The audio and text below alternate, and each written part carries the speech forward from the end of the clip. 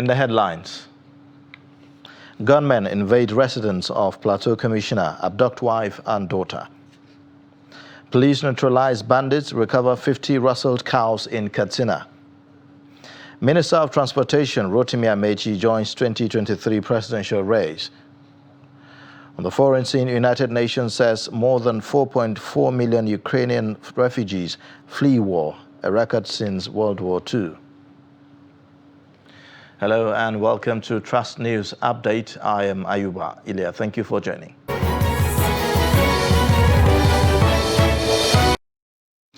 And now the details.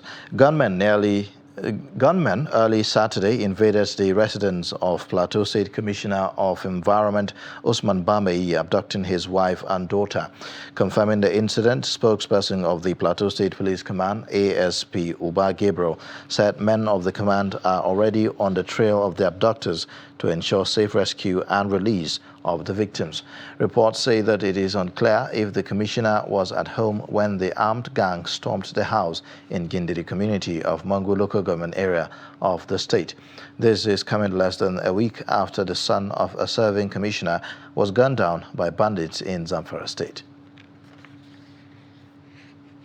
Similarly, Katsina command of the Nigerian police Friday neutralized one bandit and recovered 50 rustled cows belonging to one Alhaji Ibrahim Maikudi of Gago village, Dutsima local government area. Addressing newsmen at the command headquarters, the police public relations officer in the state, SP Gambo Isa, said the incident happened at about 1 a.m. when a distress call was received that terrorists numbering about 40 attacked the village and rustled cows. He said the area commander in charge of Dutima led a team of policemen to the area, engaged the hoodlums in a fierce gun duel, and successfully repelled the terrorists, neutralizing one of them, adding that many terrorists escaped the scene with gunshot wounds, saying that search parties are still combing the area with a view to arresting the fleeing terrorists. In another development, the police in Katsina have rescued 15 victims of human trafficking at Baraji quarters, Daura local government area, who were being conveyed to Niger Republic and possibly from there to Libya. Still on security matters, the FCT Police Command says it has arrested 3 suspects for producing and distributing substandard paints in the FCT. The suspects are Prince Will Okechukwu, Moses Nkamaka, and Efe Itua. The trio are the owners of a company known as Exquisite Designs and Sindep International, which produces substandard Isolim and Pamolite paints.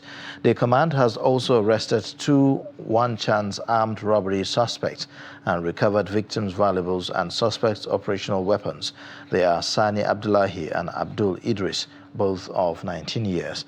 A statement by the FCT Police Public Relations Officer, DSP Josephine Ade, described the arrest of the one-chance suspect as a huge achievement to the command, as the suspects have been on the wanted list of the command for their involvement in series of one-chance crimes in the FCT. According to the statement, the suspects upon arrest were found in possession of various knives they had used in causing bodily injuries to one of their victims. The victim and her valuables were rescued and recovered. Now, Governor of Anambra State, Chukwuma Soludo, says 85% of the people who have carried out attacks in the state are not indigent. He stated this when he visited the Agwata Council headquarters, which was attacked by suspected hoodlums. The governor disclosed that the attack on the council headquarters was a reprisal attack after security operatives destroyed the camps of hoodlums in some parts of the state. Some residents suggested ways to control the agitation.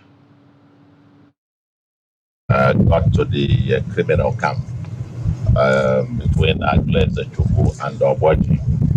And that's a camp in which they continue to operate unhindered. And for the first time, they have been there for more than a year, more than even 2 years, that we've been getting reports that they were operating from there. And so yesterday they were smoked out from there, and the camp destroyed.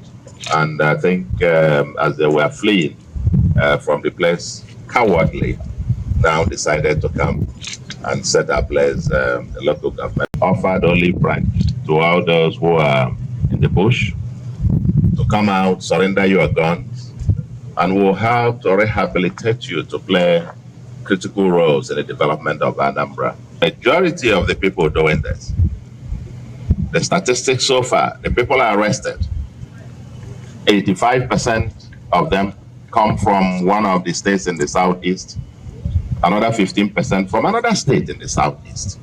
Soludo for me is too fast on the approach of that sit at home. Sit at home for now in southeast have come to stay a kind of. It's difficult to fight these people. I'm not saying they should stay, but I'm telling the government should look for a means to give them job, employ them on something they will be doing.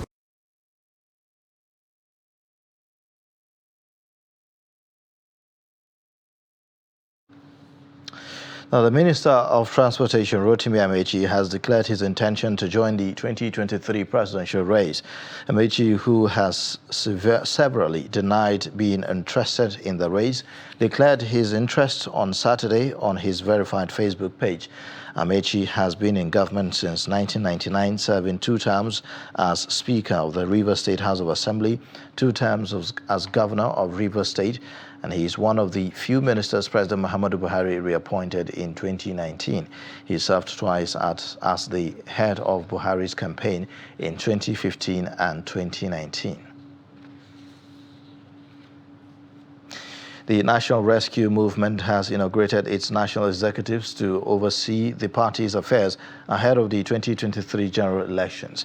Speaking at the inauguration ceremony in Abuja, the newly elected national chairman of the party, Isaac Ude, promised to wrestle power from the ruling All Progressives Congress come 2023.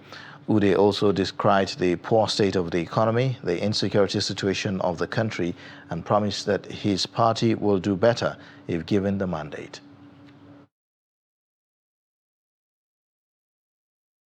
That lacks fear of God, to rescue them from the hands of people that have no conscience, from people who could not give them security, electricity, affordable housing, good roads, affordable and quality education in our public schools, good healthcare system, among others. This time, it is very difficult for the masses to travel by road because of the unchecked insecurity in every part of the country. The train system is no longer safe, judging by the series of attacks on the sector in recent time, more especially the ugly incidents on Abuja-Kaduna corridor. This is the only political party that has only one summarized agenda for Nigerian citizens, home and abroad, and that agenda is to rescue our great country, Nigeria, and Nigerians from this unacceptable, stagnant situation we find ourselves. Staying with political stories, Governor Yahaya Bello of Kogi State says he will nominate the first female vice president for the 2023 presidential elections if he emerges the flag bearer of the All Progressives Congress and given the approval to choose his running mate. Bello said this at the ongoing second annual Governor Yahaya Bello seminar for Nigeria's political and crime correspondents in Abuja. The governor said that he was committed to running an inclusive government carrying women, youths and persons with disabilities along, as he did in Kogi.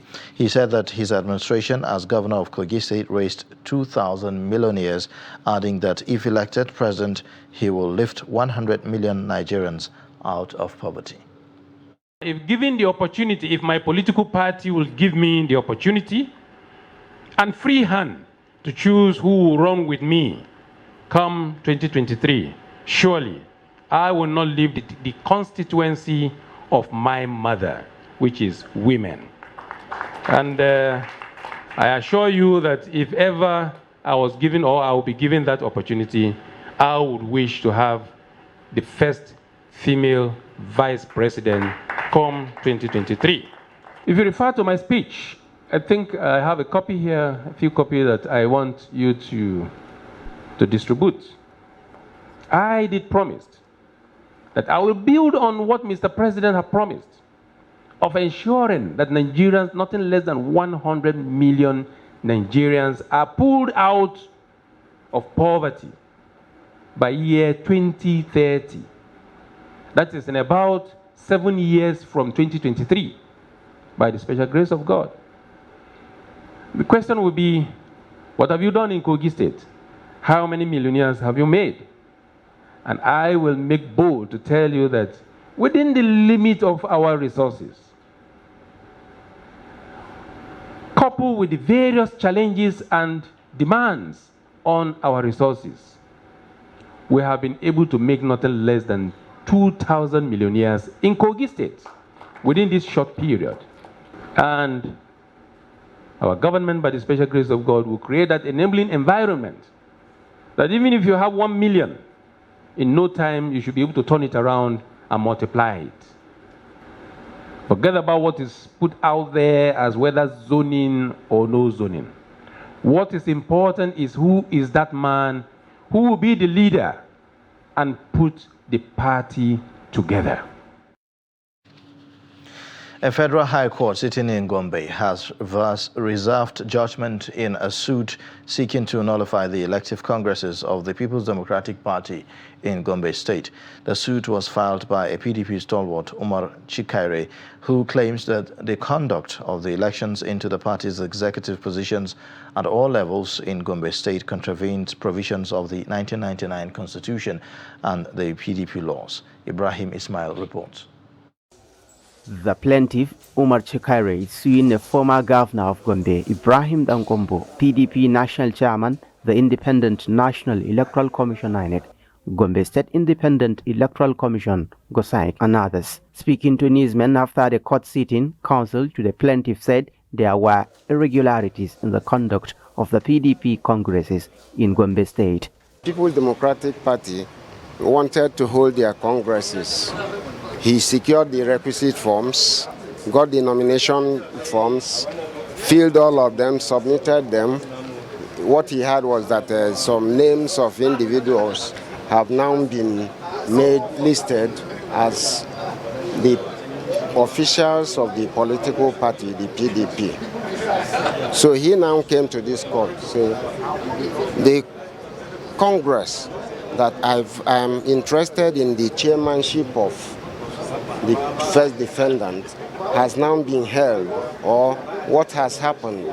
Some people are parading themselves as now the chairman at the state level, at the ward level, at the local government level, without notice to him and some other persons. Counsel to the PDP said they have filed a motion urging the court to set the case aside. Then I leave the rest for the court to determine whether there was state congress or not, whether there was local government congress or not, whether there was world congresses or not, and whether Honorable Chikaire participated in all the congresses is asking the court to set aside. That will be determined by the courts and not by us. The case, which was filed on February 2nd, 2022, is a fresh battle that threatens the unity of the PDP in Gombe ahead of primary elections expected to produce candidates who will participate in the 2023 general elections. The case was adjourned to May 20th, 2022 for trial.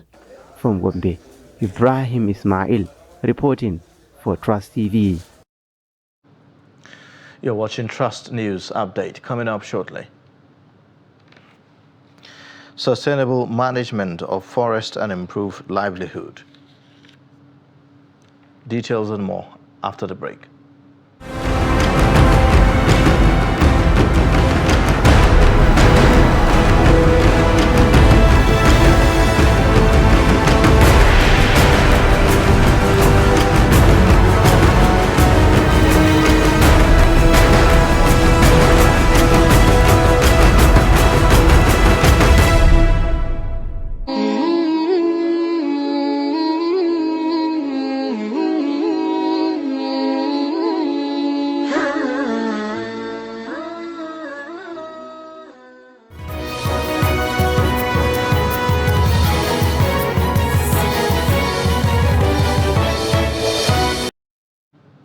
Thanks for staying. You're watching Trust News Update. Here is a look at the top stories again. Gunmen early Saturday invaded the residence of Plateau State Commissioner of Environment Usman Bamai, abducting his wife and daughter. Abuja-Kaduna Highway is recording increased traffic as it is the only alternative route for passengers since the shutting down of train services. Now, moving on, 5 people have been injured and are currently in a hospital receiving treatment after a windstorm on Friday night in Shiroro local government area of Niger State. Residents say that more than 100 households were destroyed by the windstorm, including a hospital and worship center. Co-convener of the concerned Shiroro Youth, Sani Abubakar Yusuf Koki, said the level of damage is really devastating and beyond quantification, as many households have been rendered homeless. He said the situation in Kuta, now following the destruction caused by the windstorm, needs serious government intervention. The federal government has inaugurated a new national forest policy for sustainable management of forests and improved livelihood in the country. Minister of State for Environment, Sharon Ikezo, while inaugurating the policy in commemoration of the 2022 International Day of Forest on Friday in Abuja, said that it will also reduce poverty in the country. She said the policy will sustain management of forest ecosystems, environment, socio-economic growth, and provision of goods and services for domestic purposes and export for the benefit of the nation. Hassan Musa, the permanent secretary in the ministry, said that the National Day of Forest is celebrated every March 21, as declared by the United Nations General Assembly, to create awareness on the importance of forest to mankind. The guiding principles as contained in this policy are centered on sustainable forest management and national development agenda. This policy enunciated relevant strategies in line with globally accepted priority areas of sustainable forest management, which are the extent of forest resources, biodiversity, forest health and vitality, protection, functions of forest, productive functions of forest, socio-economic functions of forest, and legal, policy, and institutional framework. Distinguished stakeholders, ladies and gentlemen, the present administration, in pursuance of its mandate, is committed to deliver equitable dividends of democracy, enhance poverty eradication, food security, and sustainable development, climate change mitigation, of course, and adaptation towards enhancement of our community's inclusiveness in sustainable forest management. The theme for this year's celebration, as you're aware, was Forest and Sustainable Production and Consumption. This year's event was delayed in order to include the launching of the National Forest Policy, which is a necessary tool for the growth and development of the forest sector. As you are aware, the sustainable management of forest resources enhances economic, social, and environmental values to all types of forests for the benefits of the present and the future generations. Forest is one of nature's most efficient and complex ecosystems in the world. The importance of forests cannot be underestimated, as we depend on it for all our survival, from air we breathe to the wood we use. Other benefits include the provision of habitat for about 80% of worldwide biodiversity, watershed protection, prevention of soil erosion, climate change mitigation, among others. The federal government has said that the cause of the collapse of the national grid that plunged the nation into darkness is being investigated. The minister, in a statement, said that the Nigerian Electricity Regulatory Commission, the operator of the national grid, is in the process of restoring supply. According to the statement, the federal government was working to deliver on the much-needed reforms, including SCADA, that are critical in improving the capacity and reliability of the national grid. The collapse is the third in a month, but the federal government assured that it has taken steps to address the problem to avoid the reoccurrence.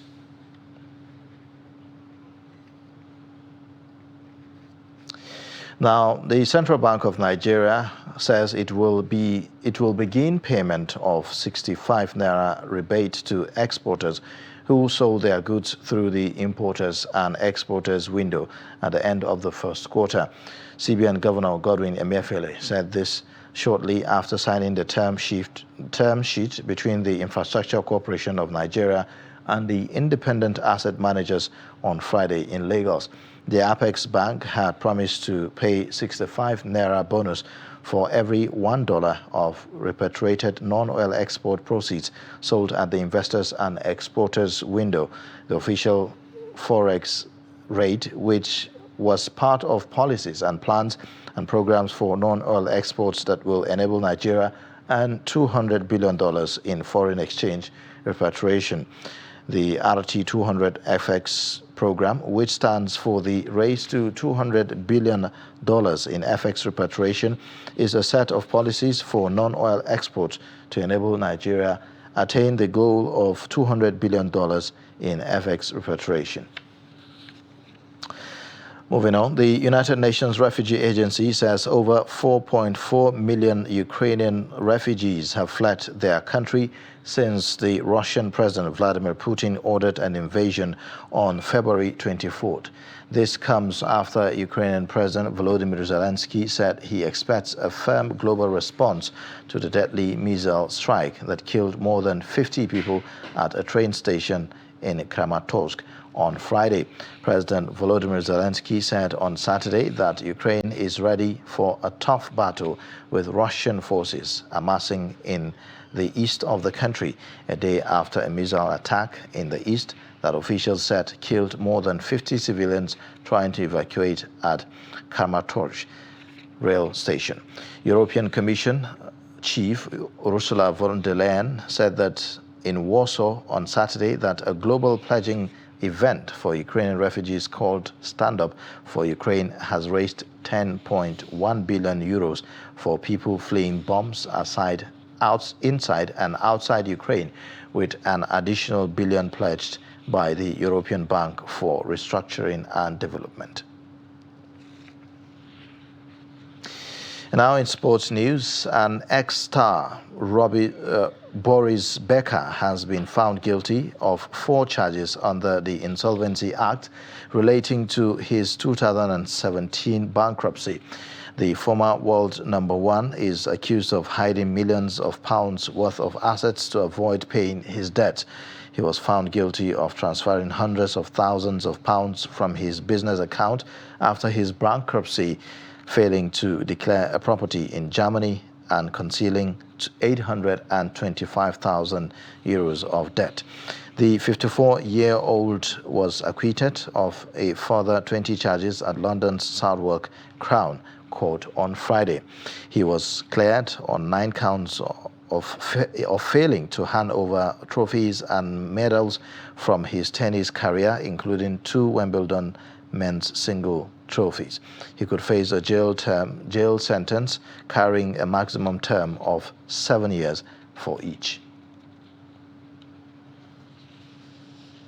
And that's a wrap on Trust News Update. Connect with us via our social media platforms and also subscribe to our YouTube channel to watch us live. I am Ayuba Ilya. Thank you for watching.